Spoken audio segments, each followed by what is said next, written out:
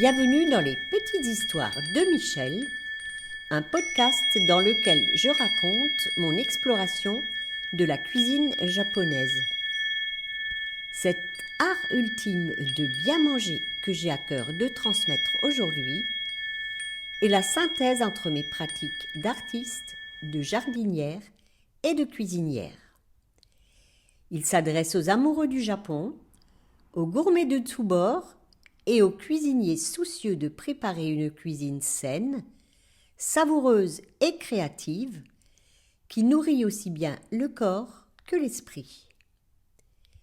Vous y trouverez des récits de voyage et des témoignages d'expériences qui ont fait sens dans mon parcours. J'y délivre également, au-delà des recettes, les principes qui sous-tendent la cuisine japonaise. Nous ferons des visites dans le jardin, source d'émerveillement et d'abondance, et nous prêterons l'oreille à des personnes qui ont contribué à enrichir mon parcours dans l'oasis nippone que je me suis créée. Belle écoute à vous! Au fil de l'été, je vous propose un programme d'évasion in vino veritas. Cet épisode où nous allons, à travers des entretiens, à la rencontre de Pierre Walsh, qui tenait une franchise Sommellerie de France à Brumat. Le vin est au cœur de ces échanges, où se révèle le charisme de ce personnage que j'ai eu la joie de croiser sur ma route. Alors, installez-vous avec un petit rosé bien frais pour savourer pleinement ces micro-voyages au pays du vin. Continuons notre voyage d'été dans ce 5e épisode de In Vino Veritas. Pierre Walsh nous y emmène aux sources des vins. Ouais, du coup... On a encore du boulot.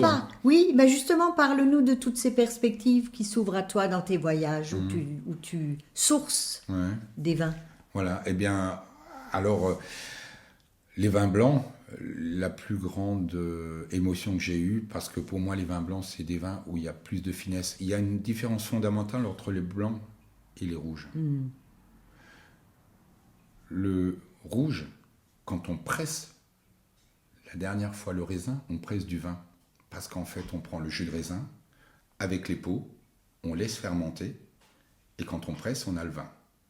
Quand on fait du blanc, on presse, on a du jus de raisin, les peaux sont enlevées, et là, on fait le vin. Donc, c'est techniquement beaucoup plus dur de faire du blanc que de faire du rouge. Et il y a beaucoup plus de nuances dans les blancs que dans les rouges. Donc, et pour accompagner, même pour les fromages, même pour les viandes blanches, même pour les trucs, moi je trouve qu'il y a des blancs, il y a des finesses et des approches dans les blancs qui sont beaucoup plus subtiles que dans les rouges. Ce n'est que mon avis. Et on était il y a quelques années sur Madère, à Madère. Et toutes les îles beaucoup d'îles sont volcaniques. Et donc à Madère, en fait, ils font des trous dans la croûte terrestre, dans le sol, avec des baramines. Parce que c'est de la pouzzolane, mais de la pouzzolane... En bloc. En bloc. Donc ils font des Comme trous. les schistes à Faugère. Voilà. Et là, ils font des trous à la baramine, ils plantent des vignes, et ça pousse comme des cornichons. En fait, ils ne les mettent pas sur des fils. Cette vigne rampe au sol. Et on récupère des raisins qui donnent des vins blancs absolument fabuleux. Mais quand je dis fabuleux, ça a une tension. C'est... Tu bois un fond, tu te dis, bon, on mange quand ? Ah ouais. On mange quoi ? On mange quand ? Parce que ça te vide l'estomac, c'est impressionnant. Ouais. Un trou, ça te le trou. On trouve le même principe au Kadari et en Corse. En Corse, il faut savoir que les vins rouges corses sont sympas, on peut trouver des choses sympas. Mais les grands vins corses, ce sont les blancs. Parce que l'île, une fois de plus, est volcanique. Et on trouve des choses absolument fabuleuses. Et nous, Alsaciens, on sort de ces côtés un peu plus fruités pour tomber sur des vins plus salins, plus iodés, plus de tension. Et c'est des vins différents, ça nous ouvre un petit peu à autre chose. Voilà. Les voyages. Les voyages... Ils ouvrent très grand nos œillères. Oui, tout à fait. Et puis tu as l'occasion de croiser. Je me souviens dans le sud-ouest où j'avais été voir monsieur Luc de Conti, qui à Bergerac, pareil, fait des vins, des très bons rouges et des blancs absolument exceptionnels. On a fait une tournée on a ramassé les truffes avec son chien. Puis on est rentré, on a cuisiné les truffes.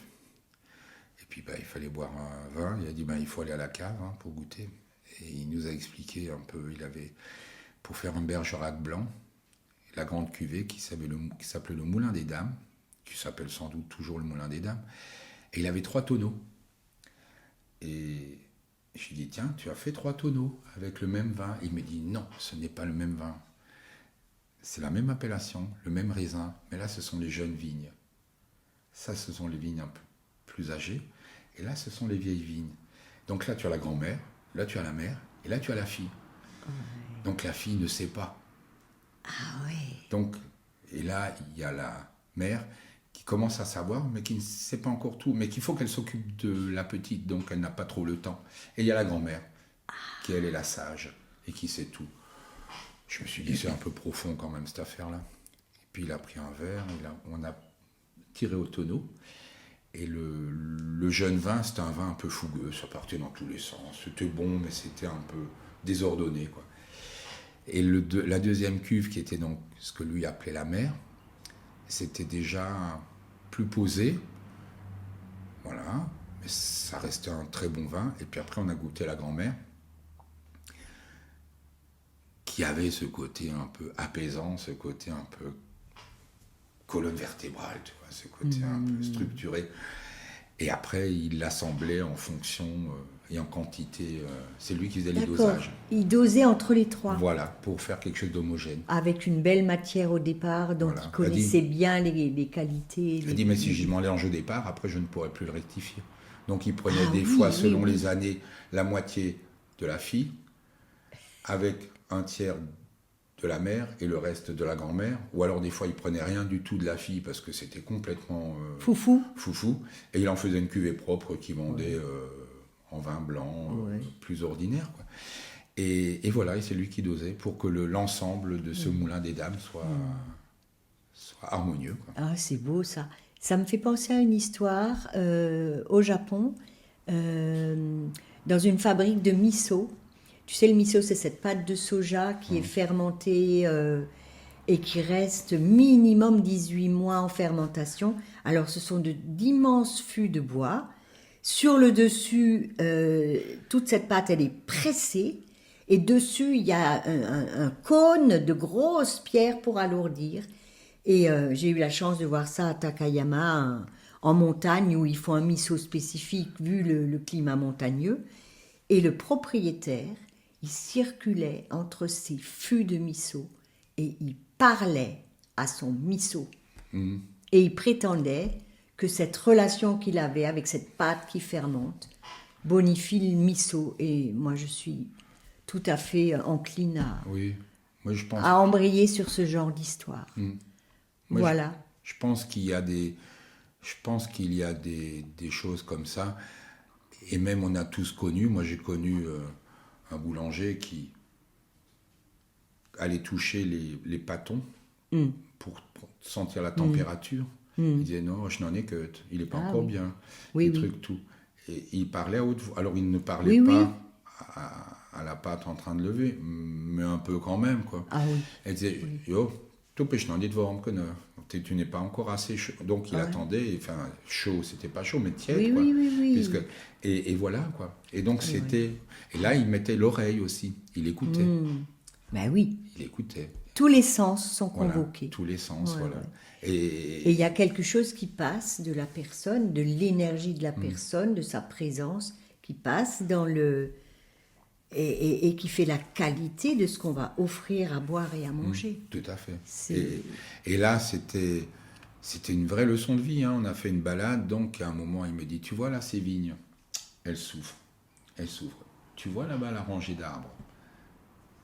Ils font de l'ombre à un moment. Il va falloir que je coupe. J'aime pas, mais là, soit il faut que j'enlève les vignes, soit il faut que je coupe les arbres. Donc je vais couper peut-être 1 ou 2 arbres pour qu'il y ait un peu plus de soleil. Je sens qu'elle souffre, cette vigne. Elle me le dit. Oui. Ah, Ah oui, oui, Comme oui. moi, je voyais rien, quoi. Enfin, Oui, oui, c'était oui. une vigne. Oui, quand tu es proche de tes plantes, tu le sens, effectivement. Un nouvel épisode des Petites Histoires de Michel vous attend tous les mardis. Pensez à vous abonner à ma newsletter pour continuer de voyager au Japon avec moi.